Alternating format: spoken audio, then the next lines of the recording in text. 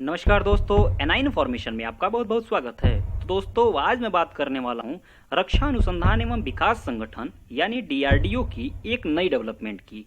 इस डेवलपमेंट से जहां एक तरफ इंडियन आर्म फोर्स स्टार वार यानी हाईटेक वारफेयर में अपनी जीत सुनिश्चित कर पाएगी, वहीं दूसरी तरफ इस साइलेंट वेपन का नाम सुनते ही दुश्मन अपने हार की पटकथा खुद ब खुद लिखने लगेंगे।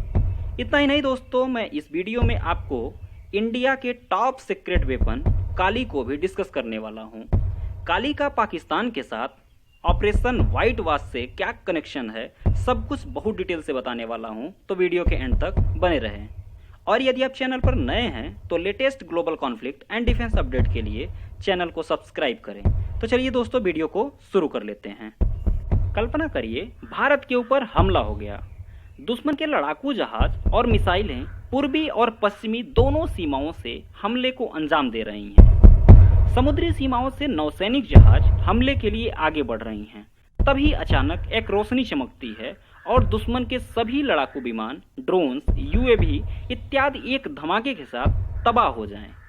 इसी कल्पना को साकार करने के लिए हाल ही में रक्षा अनुसंधान एवं विकास संगठन यानी डीआरडीओ ने डायरेक्टेड एनर्जी वेपन यानी डीईडब्ल्यूएस के लिए एक प्रोग्राम की घोषणा की है। इस प्रोग्राम के तहत जिस तरह के हाईटेक साइलेंट वेपन बनाने की योजना है, इस वेपन की मदद से दुश्मन का आमना सामना किए बगैर युद्ध के नतीजे पर आसानी से पहुंचा जा सकता है और जीत को सुनिश्चित की जा सकती है। यह हथियार कुछ कुछ वैसे ही होंगे जैसे फैंटेसी मूवी सीरीज में स्टार वॉर्स में दिखाया गया है। डीआरडीओ इस प्रोग्राम को घरेलू इंडस्ट्री के साथ मिलकर 100 किलोवाट क्षमता की डायरेक्ट एनर्जी वेपन यानी डीईडब्ल्यू का डेवलपमेंट करेगा। इस वेपन की मदद से टारगेट पर हाई मैग्नीट्यूड के मैग्नेटिक वेव्स या माइक्रोवेव्स का बौछार करके टारगेट को तबाह किया जा सकेगा। डीआरडीओ ने अब तक 2 एंटी ड्रोन डीईडब्ल्यूएस सिस्टम का विकास किया है। इसमें एक टेलर माउंटेड डीईडब्ल्यूएस है। इसकी मदद से 10 किलोवाट क्षमता की लेजर बीम से 2 किलोमीटर के दायरे में किसी भी तरह के हवाई लक्ष्य जैसे ड्रोन, यूएवी को तबाह किया जा सकेगा।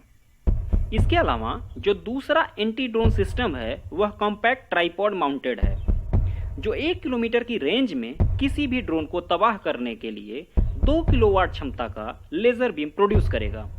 अभी हाल ही में इसका उपयोग 15 अगस्त को लाल किले पर प्रधानमंत्री के सुरक्षा में लगाया गया था।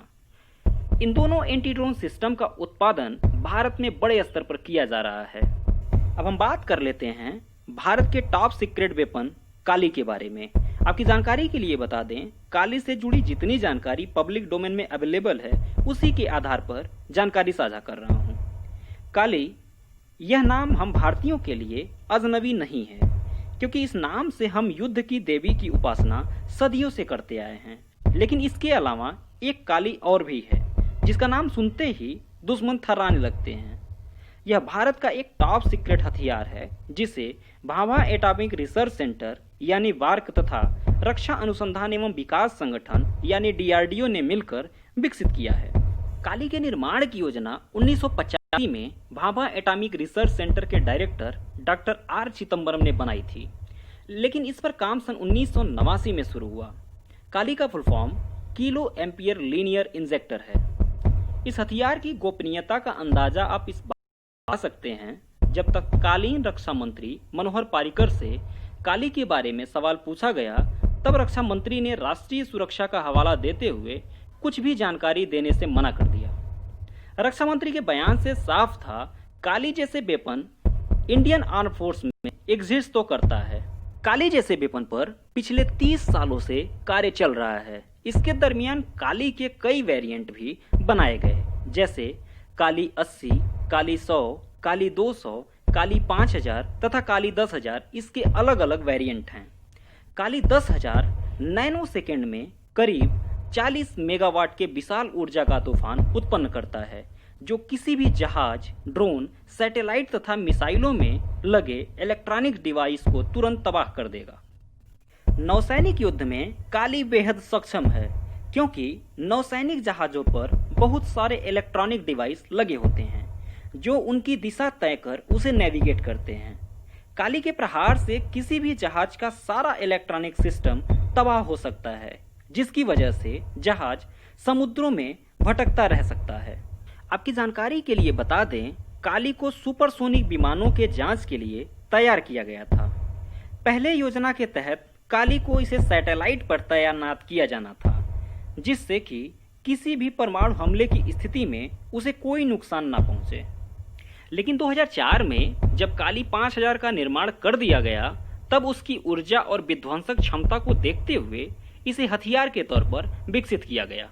लेकिन इसको वेपन के तौर पर पहचान उस समय मिली जब 5 अप्रैल 2012 को पाकिस्तान के कब्जे वाले सियाचिन के ग्यारी सेक्टर में भयानक बर्फानी तूफान आया था।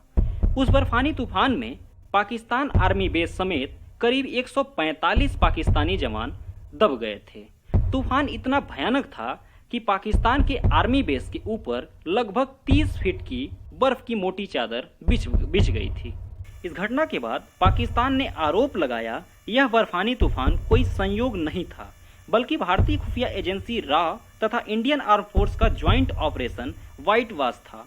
पाकिस्तान ने आरोप लगाया कि भारत ने टेस्टिंग के तौर पर ग्लेशियर को पिघलाने के लिए अपने सेक्रेट हथियार काली का इस्तेमाल किया था। लेकिन पाकिस्तान का यह आरोप फिजूल का था, क्योंकि काली लेजर बीम नहीं बल्कि इलेक्ट्रॉनिक मैग्नेटिक वेव्स पैदा करती हैं, जो बर्फ नहीं पिघला सकती बल्कि इलेक्ट्रॉनिक उपकरण को जैम कर सकती है। इतने बड़े बर्फानी तूफान को लेकर पाकिस्तान ने एक और थ्योरी पब्लिश की थी। इसमें कहा गया था इंडियन मिलिट्री फोर्स के एक्टिविटी से ही भारी अमाउंट में कार्बन का डिपोजिशन हुआ, जिसके चलते सोलर रेडिएशन बढ़ गया और इसी वजह से इतना बड़ा बर्फानी तूफान आया। लेकिन भारत ने पाकिस्तान के दोनों थ्योरी को कैंसिल कर दिया और इसे एक प्राकृतिक घटना की संज्ञा दे डाली। आपकी इस घटना पर क्या राय है, कमेंट सेक्शन में जरूर बताएं। Thanks for listening. God bless you all.